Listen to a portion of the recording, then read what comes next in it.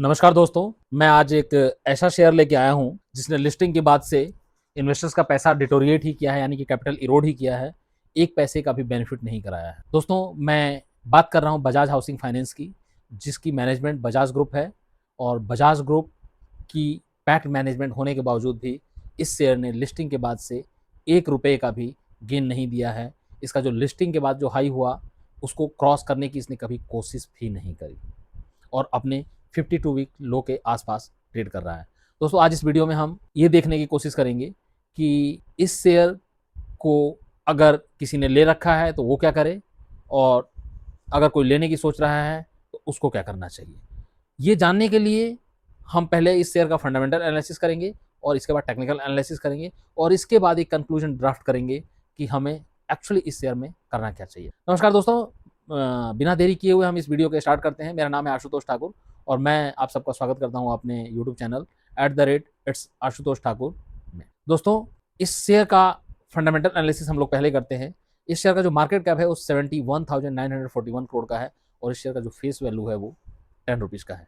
इस शेयर का जो लास्ट ट्रेडिंग सेशन के हिसाब से करंट प्राइस है वो 86.34 का है और इस शेयर का 52 वीक हाई जो है वो ₹123 का है और इस शेयर का जो 52 वीक लो है वो ₹72.65 का है। यहाँ पर ध्यान देने वाली बात है दोस्तों कि इस शेयर का जो आईपीओ प्राइस था वो 66 टू 72 के बीच में या 70 के बीच में था, if I am not wrong. दोस्तों, इस शेयर का ऑल टाइम हाई जो है, जैसे मैंने बताया, लिस्टिंग के टाइम का है ₹188.31 और इस टाइम का और इस शेयर का ऑल टाइम लो जो है वो ₹72.65 का है। दोस्तों, ये शेयर अपने सेक्टर के पी से डबल पे ट्रेड कर रहा है। इस शेयर का जो पी है, यानी प्राइस टू इक्विटी मल्टीपल है, वो 28.10 का है और इस शेयर के जो सेक्टर का पी है वो 14.31 का है। दोस्तों, ये अपने प्राइस टू बुक 3.19 के मल्टीपल पर ट्रेड कर रहा है, जो कि इस सेगमेंट के हिसाब से बहुत ही हायर लेवल पर ट्रेड कर रहा है। दोस्तों, इस शेयर का पीजी रेशियो है वो 1.04 है। इस शेयर के पूरे फंडामेंटल एनालिसिस को अगर हम देखेंगे बैलेंस शीट के हिसाब से, तो इसका जो पीजी रेशियो है सिर्फ वही एक कंफर्टेबल जोन में है। दोस्तों, इस शेयर का जो आरओसी है वो 8.85 है, जो कि बिल्कुल ही लोअर लेवल पे है और जो आरओई है 12.1 का है। ये कंपनी डिविडेंड नहीं देती है, इसलिए इसकी डिविडेंड यील्ड कोई है नहीं। इस कंपनी का डेट टू इक्विटी रेशियो जो है वो 4.61% है। 4.61% डेट टू इक्विटी रेशियो देख करके इसमें परेशान नहीं होना, क्योंकि जो डेट है वो फाइनेंस कंपनियों के लिए या एनबीएफसी कंपनियों के लिए रॉ मटेरियल का काम करता है। ये लोग डेट के बेस पे ही आगे फंडिंग करते हैं। इस कंपनी का जो सेल्स ग्रोथ है वो 16.7% का है, जो प्रॉफिट ग्रोथ है वो 19% का है। दोस्तों, अब देख लेते हैं हम इस कंपनी का प्रमोटर होल्डिंग कि प्रमोटर होल्डिंग किस तरीके से है।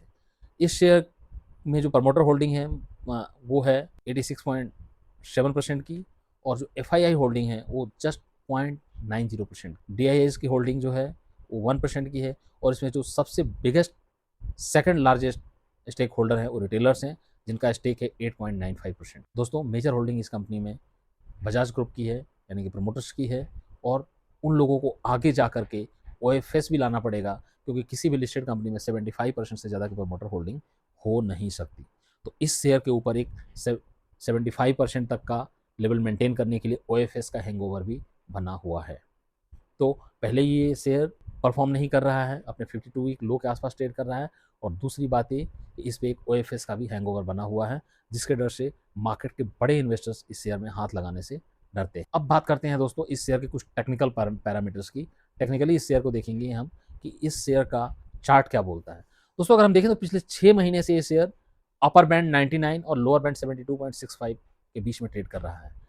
एक बात नोट करके रखिए दोस्तों, जिस दिन भी ये अपर बैंड या लोअर बैंड को तोड़ेगा, अपर बैंड को तोड़ेगा डिसाइसिवली तो बड़ी तेजी आएगी, और लोअर बैंड को तोड़ेगा तो बड़ी गिरावट आएगी, और इसमें ये लोअर बैंड को तोड़ने की स्थिति में 55-56 रुपीज़ के लेवल तक भी जा सकते। इसके हम रेजिस्टेंस की बात करें तो दोस्तों, इस शेयर का इमीडिएट रेजिस्टेंस जो है वो 87.86 के पास है, यानी कि 88 रुपये के आसपास है। जो सेकंड रेजिस्टेंस है वो 92 रुपीज़ के पास आसपास है, और जो थर्ड रेजिस्टेंस है वो 93.5, और जो फोर्थ रेजिस्टेंस है वो 99 रुपीज़ का है। और दोस्तों, इसमें बड़ी गिरावट आई थी 104.67 के ब्रेकडाउन के बाद।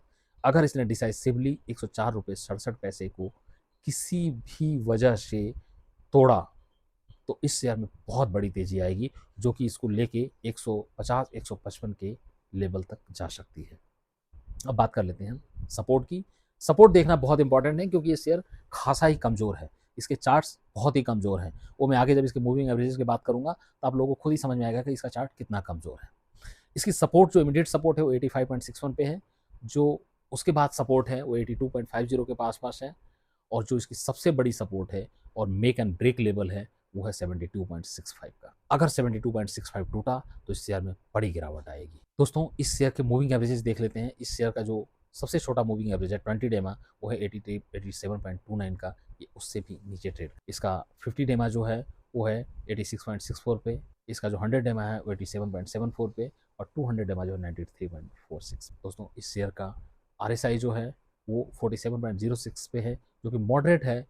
ओवरसोल्ड है बट इतना ज़्यादा ओवरसोल्ड ही नहीं है, और भी ओवरसोल्ड हो सकता है, यानी कि इसमें और भी गिरावट हो सकती है। इस शेयर के चार्ट को देखें तो अभी कोई डिसाइसिव रिकवरी का इंस्टांस दिख नहीं रहा है।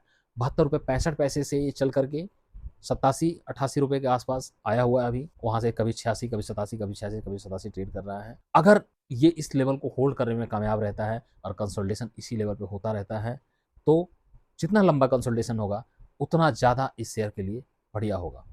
अब दोस्तों इस शेयर के पेयर्स को हम देख लेते हैं, यानी कि कंपटीटर्स को देखते हैं कि इसके कंपटीटर्स कैसे हैं, कौन है और उनकी क्या कंडीशन है।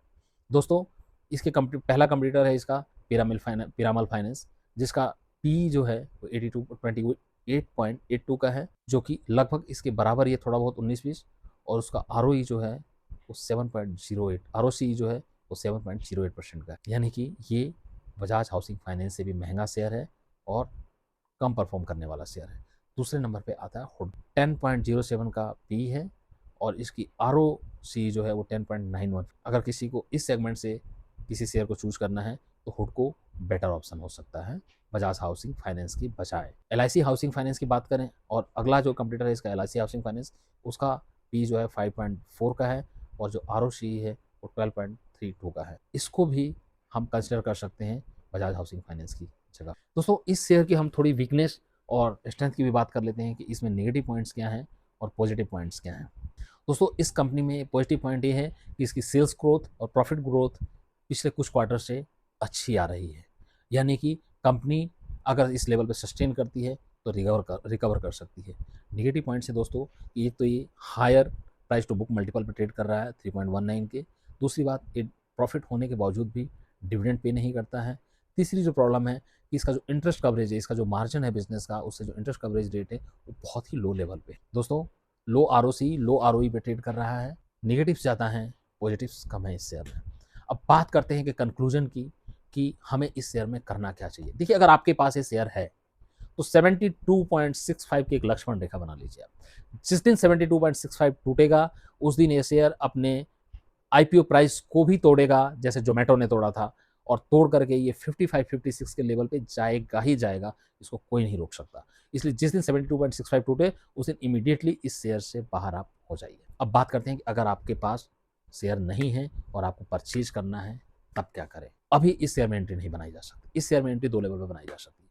या तो ये शेयर 72.65 को तोड़ करके 55-56 पे आ जाए, वहां पर आप बेफिक्र होकर के इसको एकमलेट कीजिए और उसके बाद से ये एक बड़ी तेजी के लिए तैयार हो, या ये शेयर 99 के ऊपर बंद होने में कामयाब हो जाए। एक दो ट्रेडिंग सेशन में अगर ये 99 के ऊपर बंद हो जाता है तो आप बिल्कुल एकमलेट कीजिए, इसको बाई कीजिए और फिर 150 के टारगेट के लिए इसको होल्ड कीजिए। बेहतर, अच्छा, सबसे अच्छा ये होगा कि आप इसको डिसाइसिवली 104 रुपये 67 पैसे को क्रॉस करने दीजिए, और जब ये डिसाइसिवली क्लोजिंग बेसिस पे 104 रुपये 67 पैसे को ट्रेड क्लोज कर दे तो आप इसमें इत्मीनान से पोजीशन बना के बैठिए और फिर 150-155 के टारगेट के लिए आप वेट कर सकते हैं। दोस्तों ये वीडियो मैंने सिर्फ और सिर्फ एजुकेशनल पर्पस के लिए बनाई है। अगर आप इस वीडियो के बेस पे कोई भी बाई और सेल करते हैं तो लॉस या प्रॉफिट की जिम्मेवारी कंप्लीटली आपकी होगी, क्योंकि मैं कोई सेबी रजिस्टर्ड एनालिस्ट नहीं हूँ और मेरे पास कोई बाई सेल रिकमेंडेशन देने का राइट नहीं। अगर आप कोई इस शेयर में बाई सेल करते हैं तो प्लीज़ किसी इंडिपेंडेंट फाइनेंशियल एडवाइजर से आप एडवाइस ले लें और मेक श्योर कि फाइनेंशियल एडवाइजर सेबी रजिस्टर्ड ही हो। दोस्तों मैं खुद भी ट्रेडिंग करता हूँ और मेरे पोर्टफोलियो में ये शेयर हो सकता है या भविष्य में इसमें पोजीशन बना सकता हूँ। दोस्तों अगर यहाँ तक दी गई जानकारी आप लोगों को अच्छी लगी हो तो प्लीज़ मेरे वीडियो को लाइक करें, अपने ट्रेडर दोस्तों के साथ शेयर करें और हो सके तो मेरे चैनल को सब्सक्राइब करें, ताकि समय समय पर जो मैं इस तरीके की एनालिसिस वाली शेयर एनालिसिस वाली वीडियोज़ बनाता हूँ वो आप तक पहुँच पाए और आप लोगों की कैपिटल को ठीक से मैनेज करने में मदद मिल सके। थैंक यू दोस्तों, थैंक यू वेरी मच।